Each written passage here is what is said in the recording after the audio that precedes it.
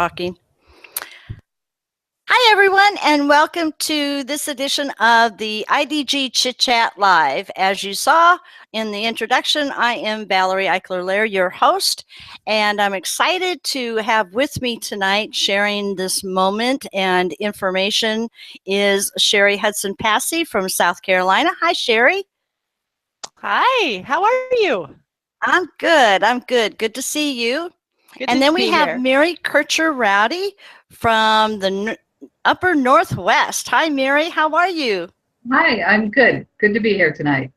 Good to have you back finally. You've been traveling way too much. I have been traveling a lot. My husband would agree with you. And then we have our resident archivist, Houston County, Tennessee archivist, Melissa Barker. Hi, Melissa. Hey, Val. Hey, Val. Another Southerner. Me and Sherry, we're here in the South. Yay.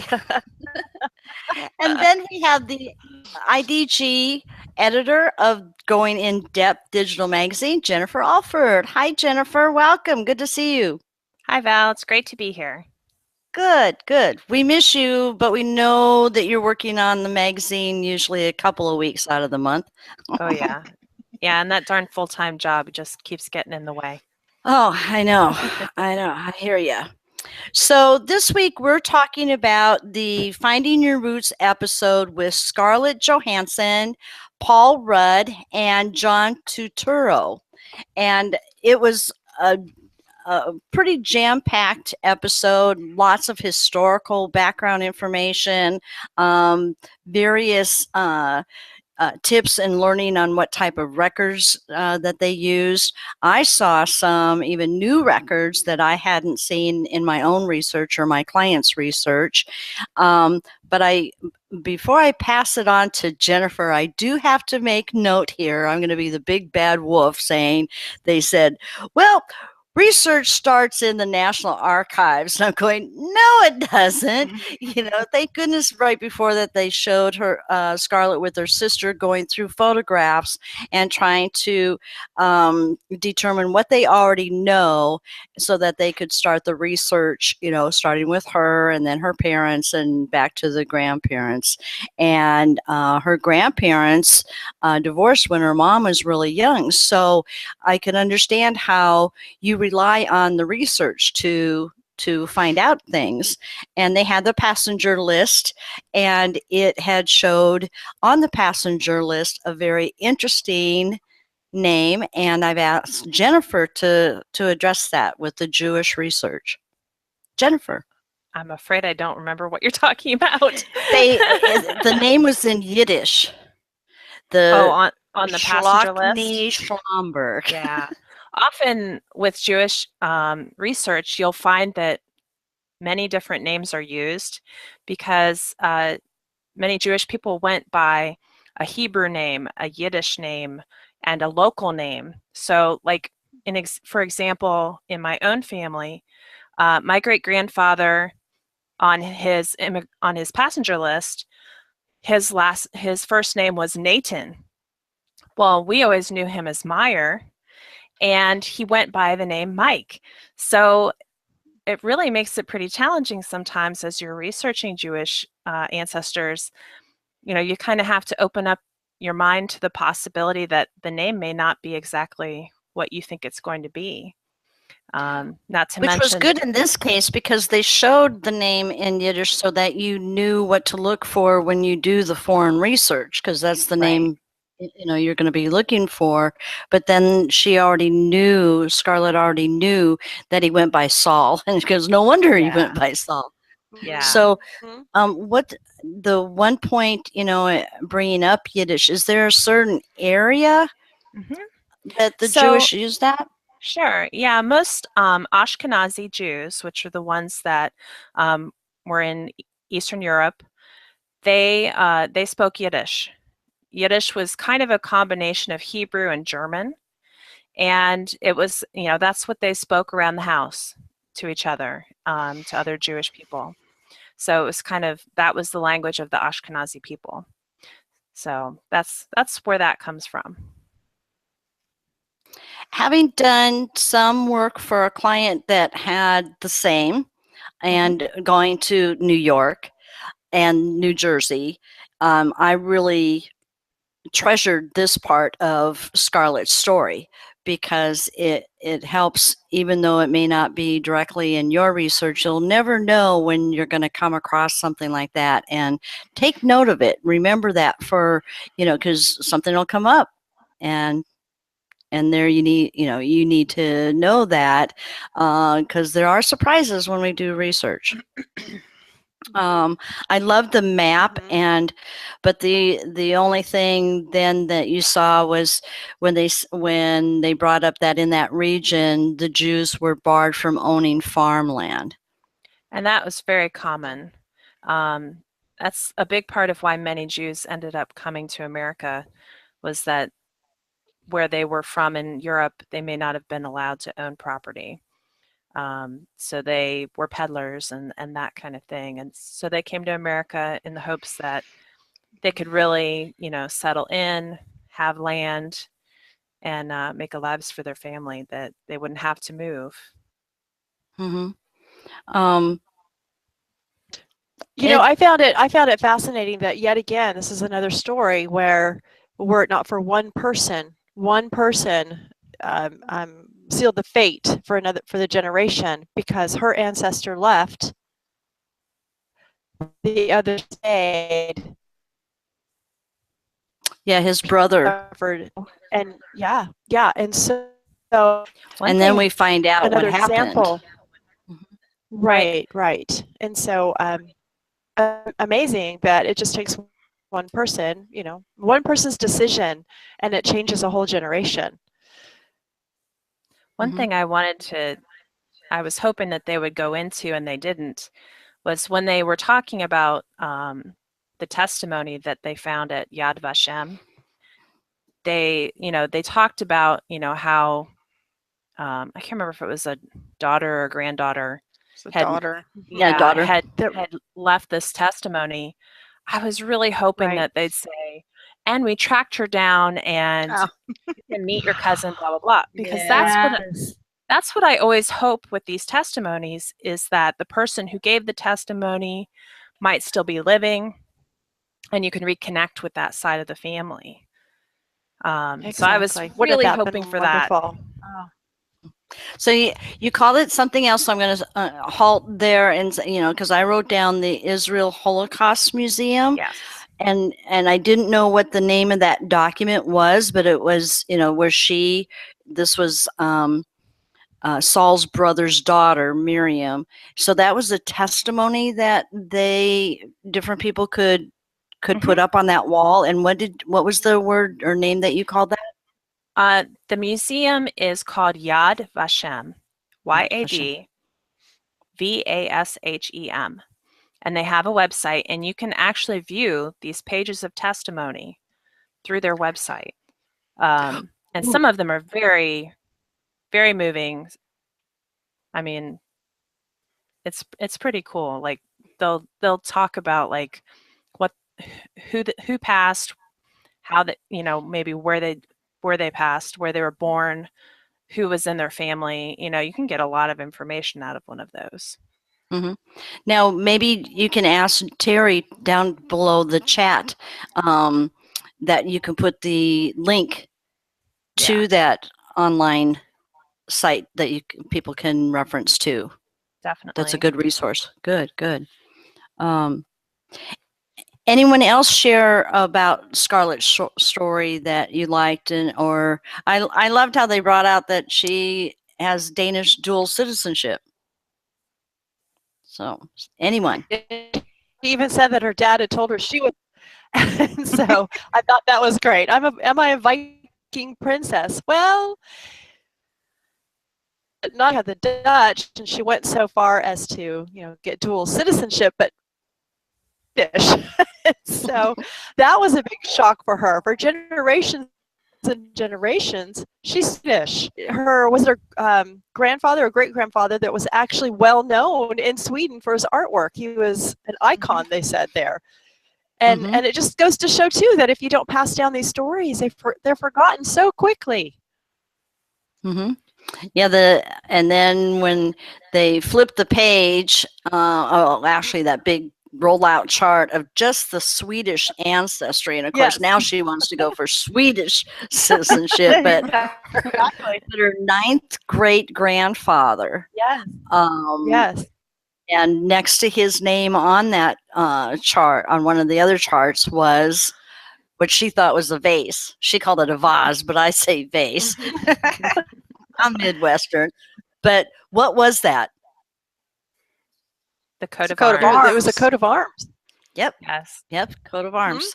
Not everyone has that, and I'm glad they pointed out that in 1689 he became nobility. Yeah. Mm-hmm. Yes. So, yes. of course, my German that makes her farmers aren't going to have a family crest. You get those fake ones at the state fair. Yes. I have that hanging up in the other room. Around Yep. here, you find them at little kiosks in the mall. Oh yeah. Yes. Yep. So, but that's And Scarlett. we could do a whole show on those. So Oh, yeah. and how you come by them and how your family gets them, and it's not at the kiosk at the mall. That's true. That's true. So let's move on to Paul Rudd. I loved his story when they started out that his dad built a pub in their house, and so he did the same Yeah. for his son, having an Irish pub in their house. And I thought of Terry, the in-depth genealogist executive director, when he said, "Oh, I wish I could have a pint of Guinness with my dad right now," because she does some Irish research. So, but again, at the very beginning, I'm going to be the wicked one here. No, you don't start research in the Jewish cemetery in London. There's a few other places you got to start before you get there. And obviously they had done that. And I read something just last week, special about the show, the season, that they've spent over 10,000 hours on this season. And so that's about 2,000 hours average for each person, which is a good average. But remember, they have a whole team. There might be, anywhere from 3 to 10 people working on that, and then the archives and so forth. So, please share your Jewish research background about the Hebrew names being on the tombstones, Jennifer. Yeah, so this is a really neat thing that many Jewish headstones include. So in my own research, I found the headstones of my grandparents or great-grandparents, and all it would say would be the first name in English and then a from and to date, usually year. And then up above it were Hebrew letters. Well, I learned, as many budding genealogists learn, that within those Hebrew letters, it was in Yiddish. It translated to give me the full name in Hebrew of my ancestor, along with her father's name. And in some cases, it may even include where they were from. So you never know what's hidden in those Yiddish words up above your headstone.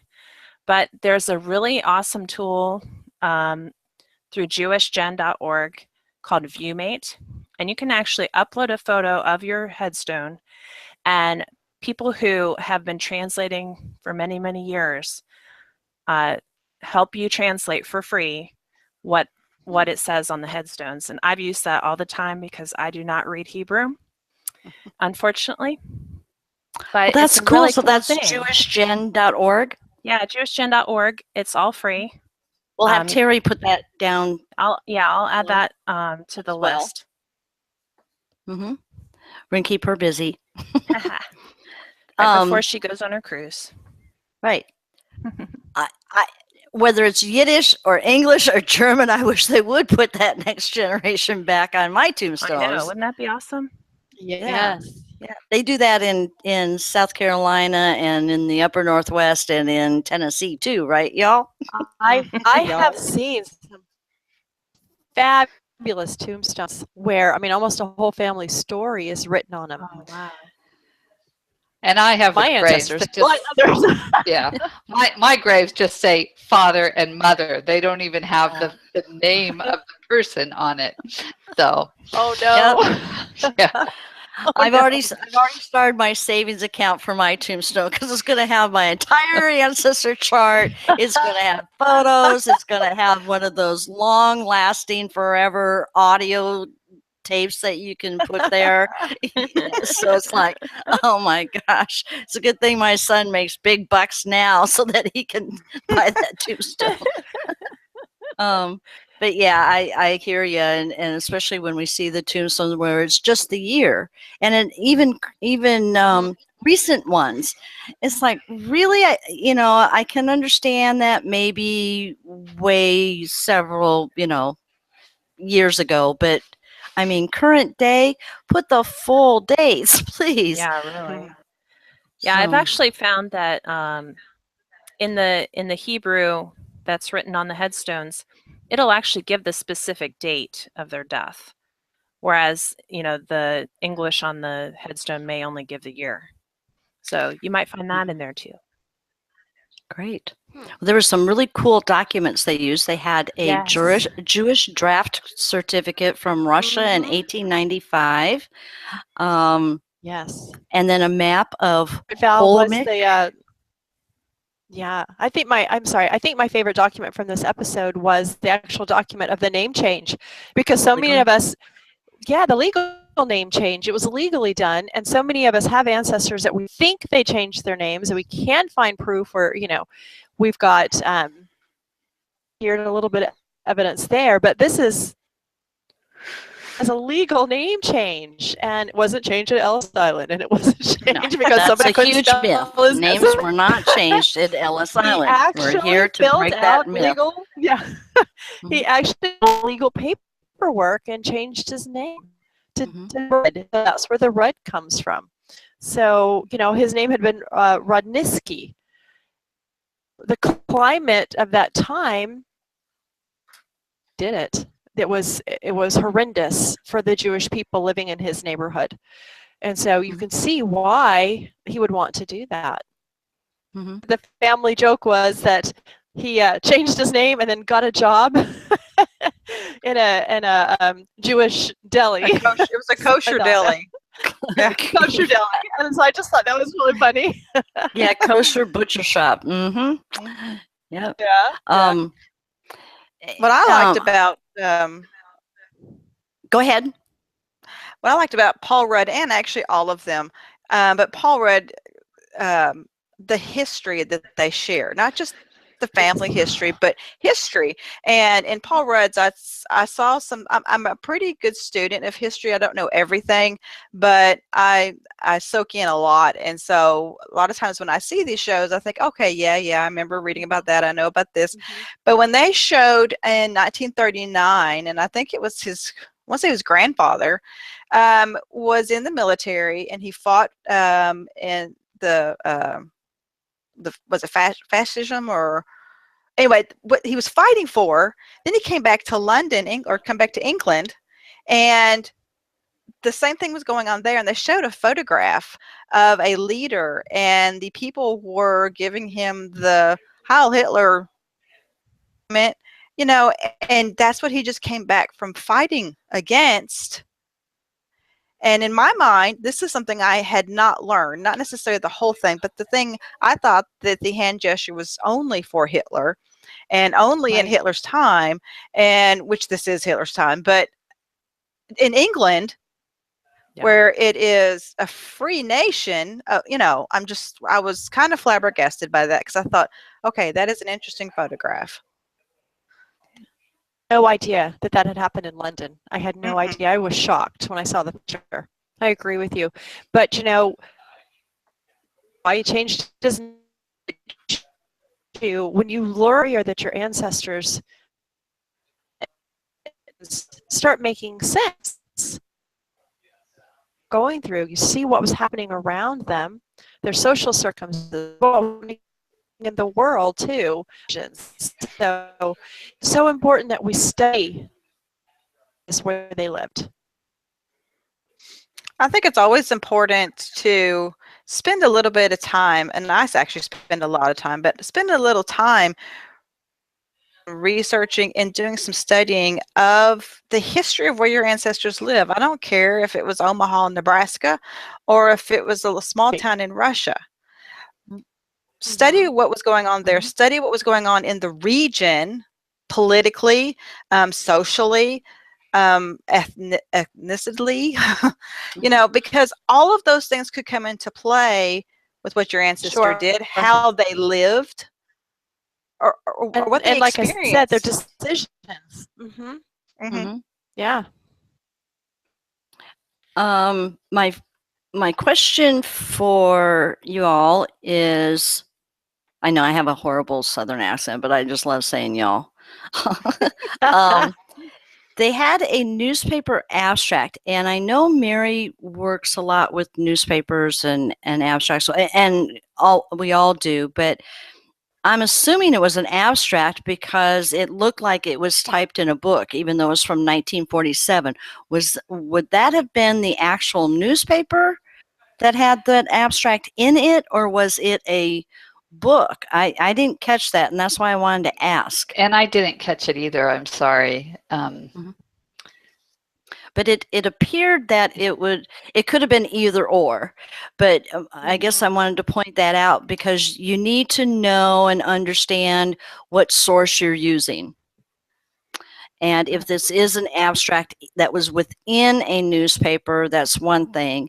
If it was a book that had newspaper abstracts in it, that's another. But what they were saying, it was almost like witnesses or firsthand accounts. And so to note that. And I'd also like to add, and Jennifer, if you can make note to put this down at the bottom, because Paul's was the first that they showed a photograph of the ship. And that his ancestor came in 1949. So these later time periods, you can get those photographs of the ships. Yes. I know on ellisisland.org, and maybe in a couple other areas too. I've been even able to find ships from the 1850s. I have the picture of the ship that my great-grandmother sailed on from Panama into San Francisco. So it's not necessarily just recent ones. You can find even old ones. That's good to know. Good. So we'll put that resource down there to do that. Some of them may be just like sketches or drawings and so forth. So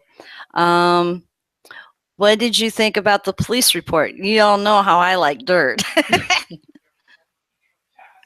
But that was 1917. Oh my gosh. That was scary. That was scary, and it all had to do with they were fighting. Yes, the police had come in and they were fighting against the Jewish neighborhood. Is what they were doing. You had mobbers against the Jewish neighborhood, and then you know who probably got arrested. It was probably all of the Jewish men who were involved, and probably the other people, for sure. But seems to tend to go that way with violent outbreaks.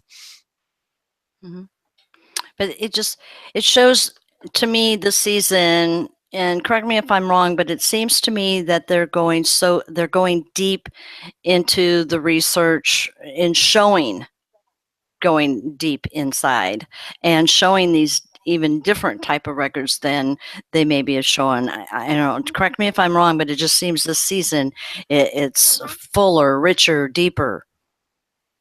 I don't know, it might be just me.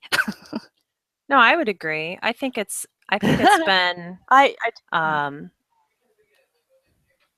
they're going into some parts of the family's histories that normally you wouldn't get to. I would agree with that. And in a way, go ahead. I was just going to say, and records that you don't automatically think about. I mean, Jim and our research, but when people are watching the show, they're not thinking about, oh, I need to look and see if my ancestors are in, did they get arrested? Did they, are there those kind of records? They're thinking of census records, birth, death. They're not thinking of these other types of records. So I appreciate them showing them to let people know that there's a wide variety of records they could be looking for their families.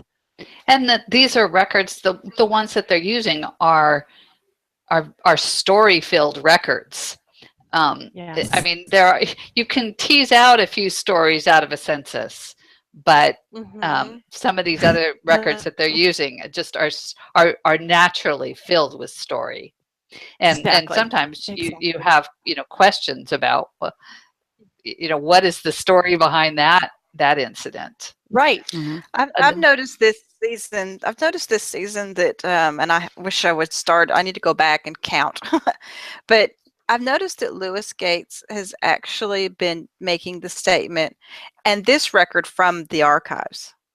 Now, he may have said those in past seasons, but for some reason this season I'm noticing it more. I guess because I'm on my crusade of not everything is online, but anyway, and I'm hoping that genealogists that watch it are thinking to themselves, hey, maybe I need to contact this archives. Maybe I need to go to this archives.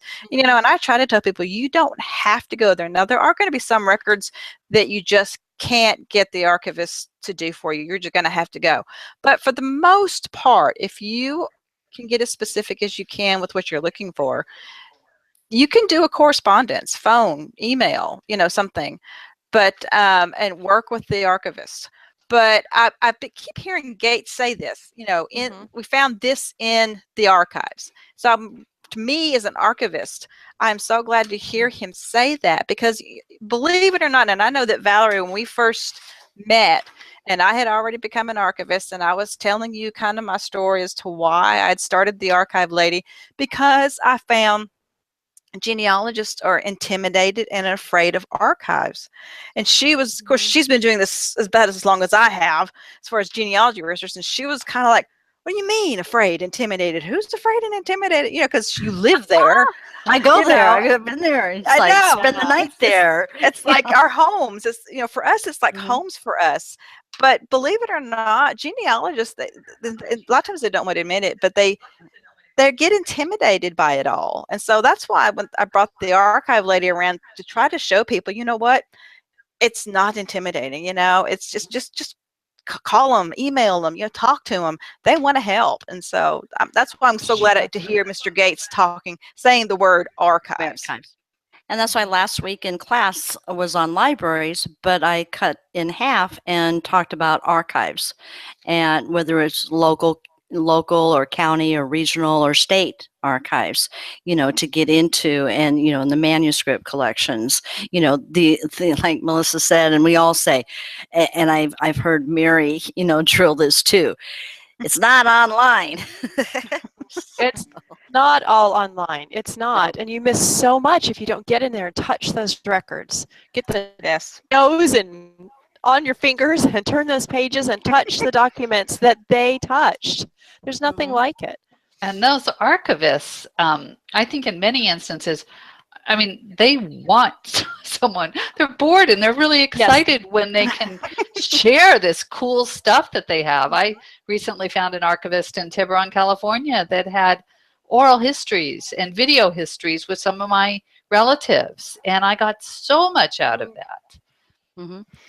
And all you have to do is nowadays, now used to, I would say archivists, and I'm one of them, we've been slow to this communication thing, to email and especially email, but phone and because we live in these dark dungeons and we don't like to come out, but but it's getting better. I promise you, it's getting better. So email them and call them on the phone. They're getting better about that.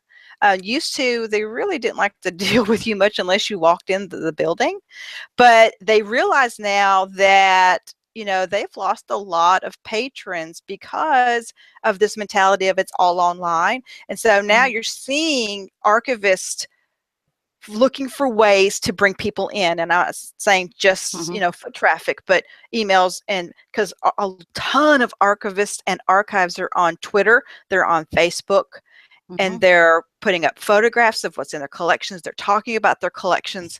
And you didn't see this just, I would say, just 5-10 years ago. Oh, no. Just like the St. Louis City archivist, you know, I knew her through letters. You actually put a postage stamp and stick it in an envelope and take it to the post office, you know, and not email, and phone calls.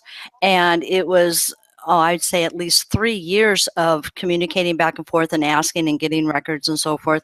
It was at least 3 years into it that I actually went and met her. And, you know, I felt like I was, you know, talking to my sister, you know, more than talking to my sister, but, you know, it's like, to see each other in person, and then to see the actual, you know, workings of the St. Louis City Archives is, I thought everybody did that, but you know, I know better too. So, but we're going to have to move on because this dadgum timer is going to go off pretty soon. But the last person that they talk with is John Turturro, and I love Italy. I don't have any ancestors there. I've helped a couple of students of mine. I'm sorry, we're going to go over a little bit. So. By timer. I've helped a couple of students with Italy, you know, in their research. But I really was touched with John's story when it came to the orphanage because of my mom being put there. And you know, for him, it's like not once, but twice. And so forth. So anyone, what touched you, and then I'll wrap it up at the end, that really hit close to home on his story. So anyone talk about what hit you in this segment? Many people understand you could go and get those orphanage records. And so talking about that and showing them, I think, was a very good point for people to see. But it was heartbreaking because the far of them, and so had to put them in an orphanage because the mother had died. So he was destitute to do that. You know, you think about children being in an orphanage because both their parents have passed away, but it was a different time then, and you could do that. And so he gets married again, and still he can't take care of his kids, and he has to send the brother back to the orphanage. He gets married. This man's a lot like my ancestors. I can't get married and married and married. But he actually, the third time he married a Black woman. Changed his name to use her name, which I thought was very interesting. And I wonder if they just didn't have time to tell the story on that. Why that happened. To me, that would be something I would really like to find out why he chose to do that. Offered son and get him out of that orphanage. Know that she was denied because the neighbors didn't feel that it was a proper thing for them to do. So like Mary was talking about, you go in and get these other records and they really begin to tell a story about what's going on. I think in this instance with this particular story, and I could be really wrong, I think there is a lot more to that story that for some reason they didn't share, because I think they found out more. I just don't think they shared it all for time wise, or maybe John didn't want what was found to be, I don't know. All I know is you've got that feeling of we got one side. There is another side or another part or something. Could very well be.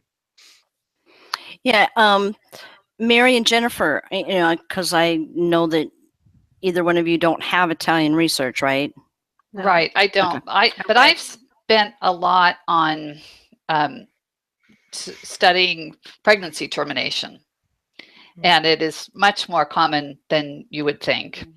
And I mean, I started thinking when I heard that she took some medicine, you know, what that might be and what the effects of that could be. I have a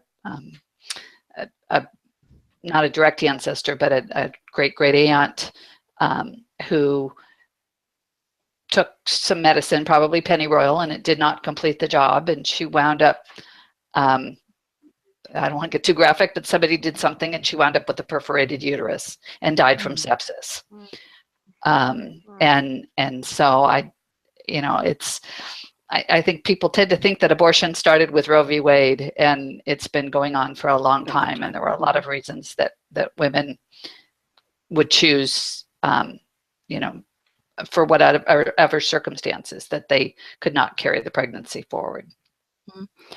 But to point out, and you know, I so appreciate Jennifer talking about the Jewish research and having dabbled in it, or having to really get my fingers dirty, you know, with some client work.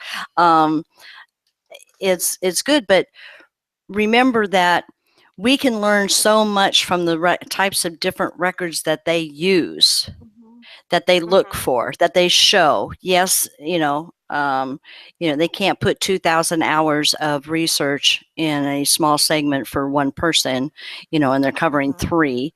But I challenge my students, you know, each week, you know, where would you look for this type of record or this type of record, or they showed this record, where do you think that, you know, and they're beginners, so I don't expect them to know the answer. If they do, then I'm not, it's like, whoops. But you know, to challenge all of us, you know, where would they look for that record, and what type of record was it, you know, and the one that they showed, they didn't show the document where she was denied. So I'm assuming it was a petition. Yeah, they just read from that. They didn't show it. Yeah, and you know, Val, you're so right about records. But I'll ask y'all a question. Val, so you take notes and share. You are very good at remembering. In this episode, I don't remember them showing not one census record.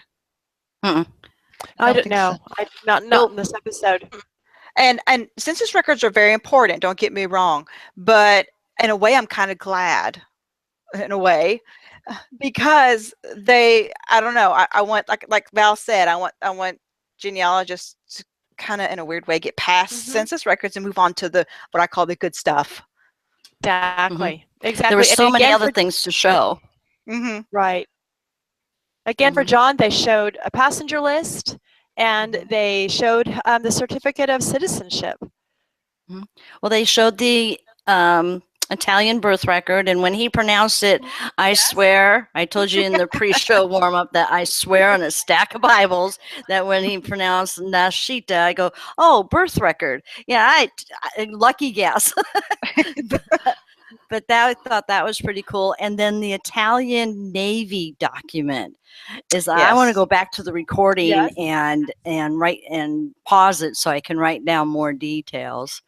But it's, I'm sure you all will agree that you're getting a view of different types of records and how many there are.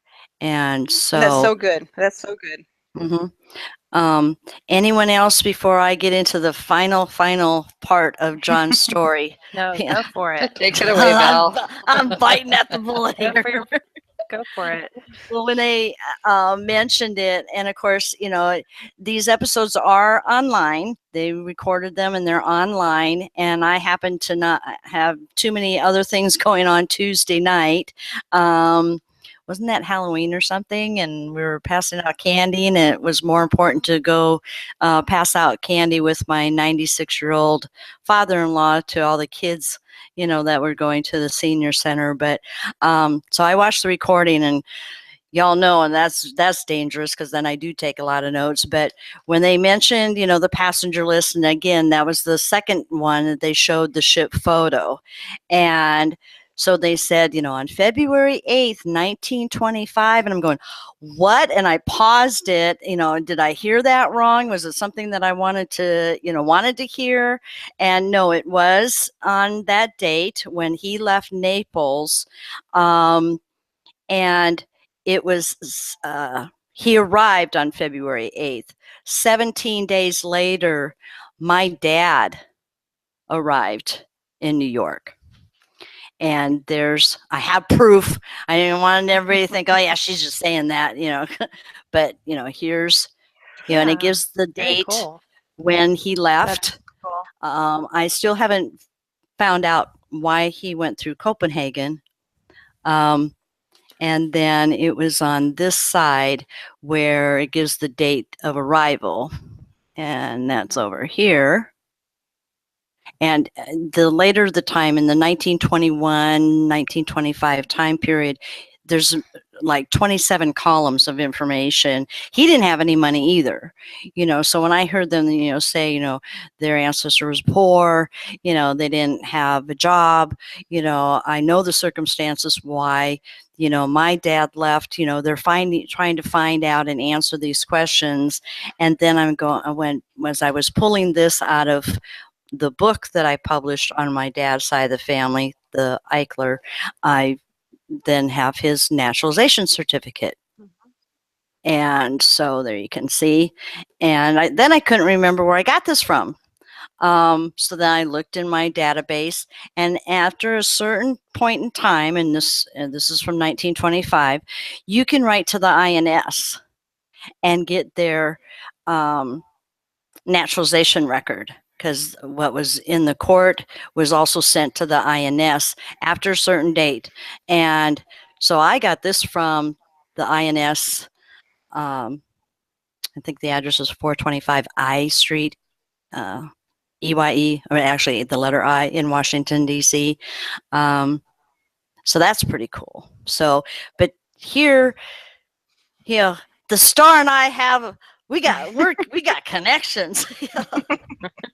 But to see what they were talking about, and to see the photographs, and even though, my dad wasn't there at that point in time, 17 days later, he's going through the same thing. And I know he went through Ellis Island, because anyone from my research, anyone from steerage had to go through Ellis Island. And when Dr. Gates says huge sacrifices were given to come to America, that just sent goosebumps up me. So I was excited to share that with y'all. So That's cool. Very neat. That's called going in depth. Right, Jennifer? And no, I'm not going to write that story up. I don't have time to write. I know. It's in my note. It's in my, research, I say, as long as you have it in your own research, that's all that really matters. Yeah. Well, it's in, the book's over there. It's in the book, Good.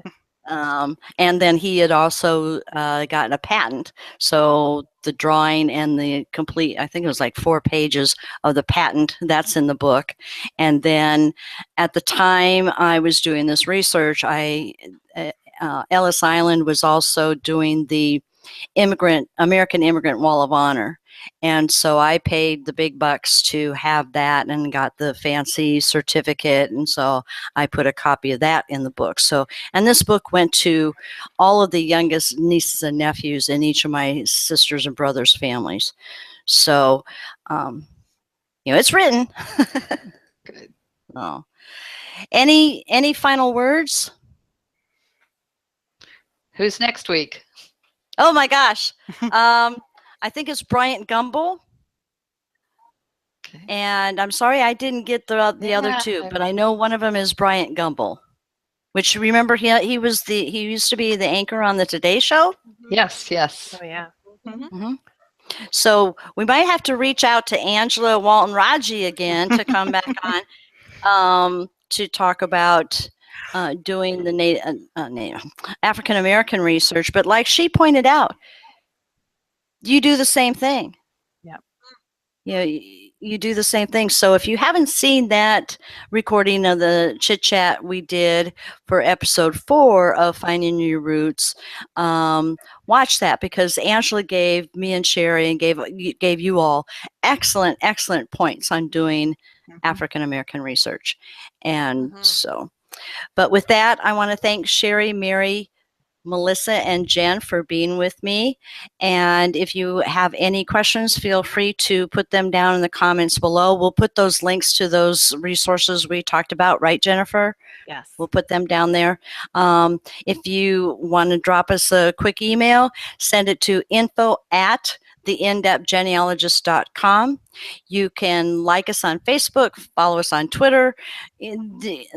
There's all kinds of ways, and be sure to go to theinDepthGenealogist.com and sign up for the Going In Depth digital magazine that Jennifer is the editor and publisher on, that does a great job. Thank you so much, Jennifer. Thank you. So with that, I wish you all a fond farewell, and remember to go in depth with all of your ancestors. Bye-bye. Bye, guys. Bye. Bye-bye. Bye. Bye.